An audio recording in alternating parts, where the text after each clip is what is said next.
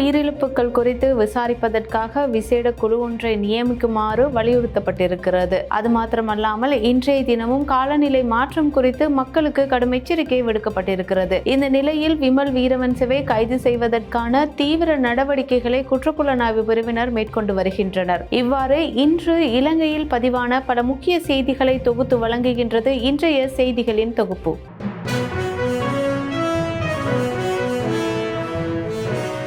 அனர்த்த உயிரிழப்புகள் குறித்து விசாரிக்க விசேட குழுவை நியமிக்குமாறு நளின் பண்டார வலியுறுத்து. நயப்பன மலையைச் சுற்றியுள்ள சில பகுதிகளில் ஏற்பட்ட திடீர் விரிசல். நாட்டின் சில பகுதிகளுக்கு விடுக்கப்பட்டுள்ள கடும் மின்னல் எச்சரிக்கை. டிட்வா சூறாவளி வருவதாக அறிவித்த அதிகாரிக்கு அச்சுறுத்தல். நாடாளுமன்றத்தில் அம்பலப்படுத்திய ரஞ்சித் மத்தும பண்டார. விமல் வீரவன்சவை கைது செய்வதற்கான நடவடிக்கைகளை தீவிரப்படுத்தியுள்ள குற்றப்புலனாய்வு பிரிவினர்.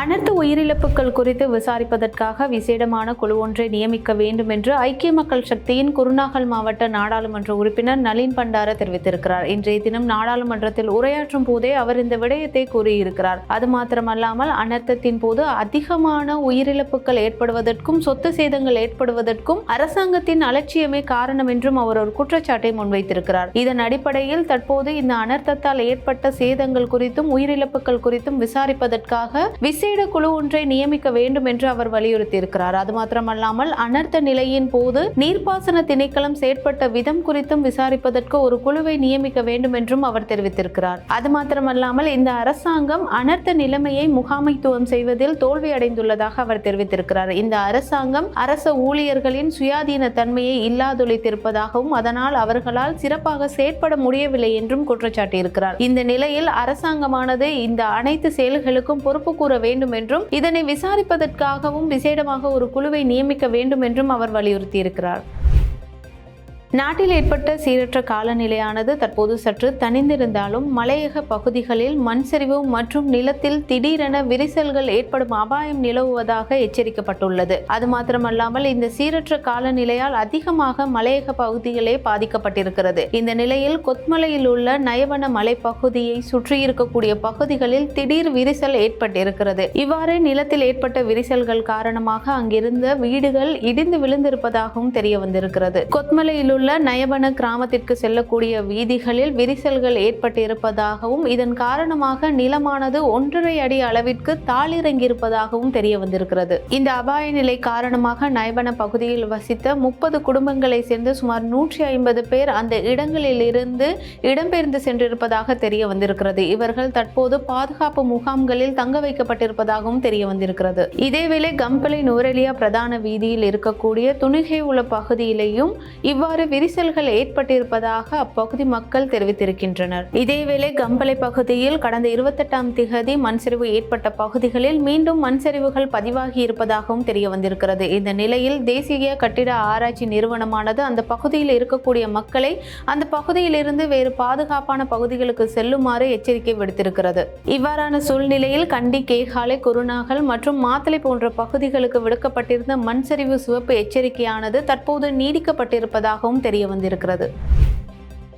நாட்டின் சில பகுதிகளில் இன்றைய தினம் கடுமையான மின்னல் தாக்கங்கள் ஏற்படும் என்று எச்சரிக்கை விடுக்கப்பட்டிருக்கிறது. இதற்கமைவாக மேற்கு மற்றும் சப்ரகமுவ மாகாணங்கள், காலி மற்றும் மாத்தறை மாவட்டங்களில் இன்று இரவு கடுமையான மின்னல் தாக்கங்கள் ஏற்படும் என்று எச்சரிக்கை விடுக்கப்பட்டிருக்கிறது. இது தொடர்பாக வானிலை ஆய்வு மையம் ஒரு அறிக்கையை வெளியிட்டிருந்தது. இந்த அறிக்கை இன்று நண்பகல் 12 மணிக்கு வெளியிடப்பட்டிருந்தது. இந்த மின்னல் தாக்கம் குறித்த எச்சரிக்கையானது இன்று இரவு 11 மணி வரை செல்லுபடியாகும் என்றும் அதில் தெரிவிக்கப்பட்டிருக்கிறது. எனவே மக்கள் அவதானம் செயற்படுமாறு அறிவுறுத்தப்பட்டிருக்கிறது. இடியுடன் கூடிய மழையின் போது மின்னல் தாக்கங்களில் இருந்து தங்களை பாதுகாத்துக் கொள்வதற்கான முன்னெச்சரிக்கை நடவடிக்கைகளை மேற்கொள்ளுமாறும் மக்கள் அறிவுறுத்தப்பட்டிருக்கிறார்கள். இதேவேளை கடந்த சில நாட்களாக நாட்டில் நிலவிய சீரற்ற காலநிலை காரணமாக இதுவரையில் அனர்த்தங்களில் உயிரிழந்தோரின் எண்ணிக்கை அதிகரித்திருப்பதாகவும் தெரிவிக்கப்பட்டிருக்கிறது. இதன் அடிப்படையில் இதுவரையில் அனர்த்தங்களில் 486 பேர் உயிரிழந்திருப்பதாக பேரிடர் மேலாண்மை மையம் தெரிவித்திருக்கிறது. அது மாத்திரமல்லாமல் அந்த அறிக்கையில் இதுவரையில் 341 பேர் அனர்த்தங்கள் காரணமாக காணாமல் போயிருப்பதாகவும் தெரிவிக்கப்பட்டிருக்கிறது. இதேவேளை 51,023 குடும்பங்களை சேர்ந்த 1,71,778 பேர் இதுவரையில் அனர்த்தங்கள் காரணமாக முகாம்களில் தங்க வைக்கப்பட்டிருப்பதாகவும் தெரிவிக்கப்பட்டிருக்கிறது. வளிமண்டலவியல் திணைக்களத்தின் அத்தியட்சகர் பாதுகாப்பு அமைச்சுக்கு அழைக்கப்பட்டு அச்சுறுத்தப்பட்டிருப்பதாக ஐக்கிய மக்கள் சக்தியின் நாடாளுமன்ற உறுப்பினர் ரஞ்சித் மத்துமபண்டார ஒரு குற்றச்சாட்டை முன்வைத்திருக்கிறார். நாடாளுமன்றத்தில் இன்றைய தினம் நாட்டின் நிலைமைகள் தொடர்பில் கருத்துரைக்கும் போதே அவர் இந்த விடயத்தை தெரிவித்திருக்கிறார். அதாவது பாதுகாப்பு அமைச்சின் செயலாளர் நேற்றைய தினம் வளிமண்டலவியல் திணைக்களத்தின் அத்தியட்சகரை பாதுகாப்பு அமைச்சுக்கு அழைத்து இந்த நாட்டு நிலைமைகள் தொடர்பாக ஊடகங்களுக்கு கருத்து தெரிவிக்க வேண்டாம் என்று கூறியதாக அவர் தெரிவித்திருக்கிறார். இந்த விடயத்தை நாடாளுமன்றத்தில் முன்வைத்த அவர் அரசாங்கத்திடம் சில கேள்விகளையும் எழுப்பியிருக்கிறார். அதாவது இந்த விடயம், அதாவது டிட்வா புயல் தொடர்பான விடயம் வெளிவந்த பிறகு இது தொடர்பாக எங்கேயாவது கூட்டம் நடத்தினீர்களா என்ற ஒரு கேள்வியை அவர் எழுப்பியிருக்கிறார். அது மாத்திரமல்லாமல் இந்த புயலின் தாக்கம் மற்றும் அனர்த்தங்கள் குறித்து அரசாங்கம் முழுமையாக பொறுப்பு கூற வேண்டும் என்றும் அவர் தெரிவித்திருக்கிறார். ஜனாதிபதியின் கீழுள்ள அமைச்சின் வேலைதான் இது. ஆனால் இது தொடர்பாக எந்த நடவடிக்கையும் எடுக்கப்படவில்லை. ஆனால் ஜனாதிபதி நாடாளுமன்றத்திற்கு வந்து கத்தி பொய்களை மற்றும் கூறிக்கொண்டிருக்கிறார் என்றும் அவர் ஒரு குற்றச்சாட்டை முன்வைத்திருக்கிறார். இவ்வாறான அனர்த்த சூழல்களில் அரசாங்கம் கடுமையாக செயற்பட வேண்டும். ஆனால் அவர்கள் 28ஆம் திகதி விடுமுறையை அறிவித்திருந்தார்கள். யாரை கேட்டு இவ்வாறு விடுமுறை அறிவித்தார்கள் என்றும் அவர் ஒரு கேள்வியை எழுப்பியிருக்கிறார். இவ்வாறு செயற்பட்ட அரசானது அனர்த்தத்தின் பின்னரான நிலைமையை எவ்வாறு கையாண்டது என்ற ஒரு கேள்வியும் அவர் எழுப்பியிருக்கிறார். அது மாத்திரமல்லாமல் நல்லாட்சி காலத்தில் தேசிய காப்புறுதி திட்டம் ஒன்றை நாங்கள் ஆரம்பித்திருந்தோம் என்றும் அவர் சுட்டிக்காட்டியிருக்கிறார். அனர்த்தங்களின் போது ஏற்படும் பாதிப்புகளுக்கு நட்டையீடு வழங்குவதற்காக நாங்கள் நல்லாட்சி காலத்தில் தேசிய காப்புறுதி நிதியம் ஒன்றை ஆரம்பித்திருந்தோம். ஆனால் இந்த அரசாங்கம் அந்த நிதியத்திற்கு பணம் வழங்குவதையும் நிறுத்தியுள்ளது என்றும் அவர் ஒரு குற்றச்சாட்டை முன்வைத்திருக்கிறார்.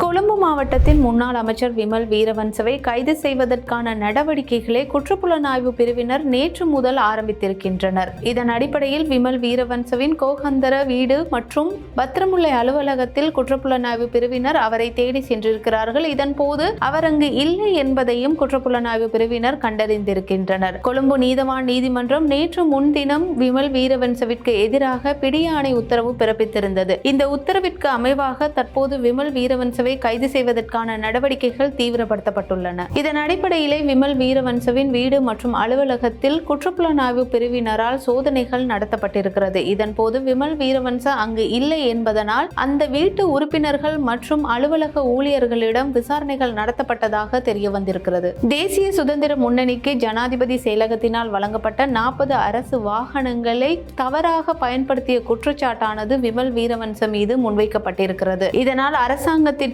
சுமார் 90 லட்சம் ரூபாய் நஷ்டம் ஏற்பட்டிருப்பதாக அவர் மீது குற்றச்சாட்டு முன்வைக்கப்பட்டு வழக்கு தாக்கல் செய்யப்பட்டிருந்தது. இந்த வழக்கு விசாரணைக்காக அவரை நீதிமன்றில் முன்னிலையாகுமாறு அழைப்பாணை விடுக்கப்பட்டிருந்தது. இதற்கமைய அவர் நீதிமன்றில் முன்னிலையாகாத நிலையிலேயே அவருக்கு எதிராக பிடியாணை உத்தரவு தற்போது பிறப்பிக்கப்பட்டிருக்கிறது.